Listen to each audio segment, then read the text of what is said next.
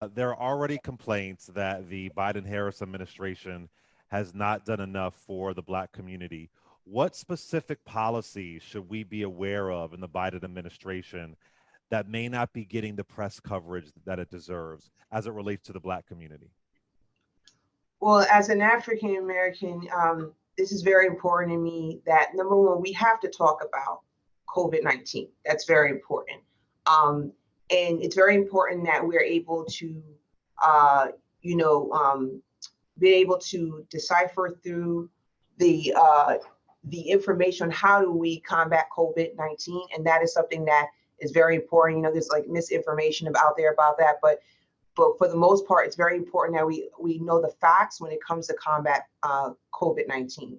So for the most part, we are right now, and this is extremely evident that we're engaged in national push or national vaccine effort, and that's very important that we're still being vaccinated. And also, we're not just doing this at home, but we're also engaged with providing vaccines abroad. Thanks to Congress, they have actually funded $2 billion to ensure that we have donated over 80 million doses of our vaccines worldwide, especially to low and middle income countries. And that's very important because remember, when it comes to COVID-19, this actually came outside of the United States and penetrated through our borders and hit us hard. So it's very important when it comes to health security that we're combating both domestic and abroad. So that's very important that our audience knows that. Another thing too that's very important, we're extremely committed to diversity and equity inclusion. President Biden just recently signed off on a executive order called Diversity, Equity, Inclusion, and Accountability to make sure that people have the opportunity of the equal opportunity to serve in government, and that we're not judged by by our gender, our race, our ethnicity, our sexuality. So that's very important, especially when it comes to accountability. So this is what makes it very exciting. But not only that, but we also want to make sure that when it comes to DEIA, we are the lead in that nationally, that we're influencing others to do so. So when it comes to more of our diversity, equity, inclusion efforts, we had Vice President Harris engaged in supporting Black businesses. As you know, that during COVID-19, a lot of Black businesses, and I think up to 41%, were impacted for COVID-19. So Vice President Harris was extremely instrumental in making sure that those businesses their challenges were addressed through the American Rescue Plan, working very closely with Janet Yellen. So I think that's important as far as looking at Black businesses and their survivability moving forward, especially in the 21st century global economy. Also, too, at the Department of State, we're extremely engaged with HBCUs. Secretary Blinken has pretty much continued the efforts and making sure that we work very closely with HBCUs and recruiting Black students to join after graduation to join the Department of State and to be involved our diplomacy efforts. So that's extremely important.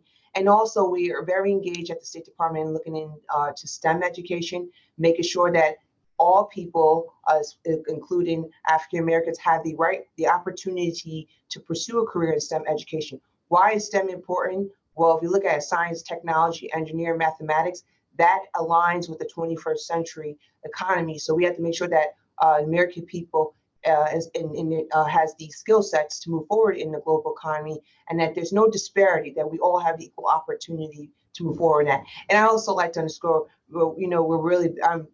me personally, I'm really big on languages, making sure that we also learn languages. I think that's very important in the global economy.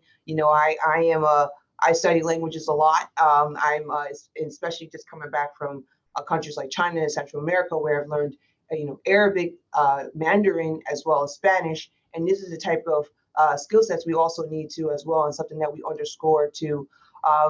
Last but not least, too, it's very important that we understand that when it comes to climate changes, that's something that we're extremely engaged in. Our environmental security is imperative for all Americans, and we have to understand that we are extremely engaged with it. In fact, President Biden has pretty much nominated or appointed, Secretary Kerry to engage in this effort on combating climate changes.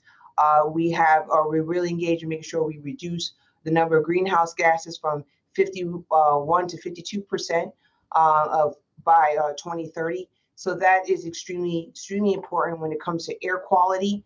Also, to Secretary Kerry is extremely engaged with the international community to ensure that we're working on as an effort, because this is our planet and we have to work with other countries to combat climate changes to make sure that the temperature does not rise beyond 1.5 degrees Celsius. So environmental security is extremely important for all of us. Yeah, so I think those are the priorities that we're definitely looking at, and also too, that's very important when it comes to, especially my bureau. We're really trying to make sure or underscore that we are working closely or are more effective in achieving security or regional stability, like for instance, deterring Iranian aggression, committing to Israeli security, preventing an ISIS resurgence. That is so important. And why is that, especially when it comes to the Black community?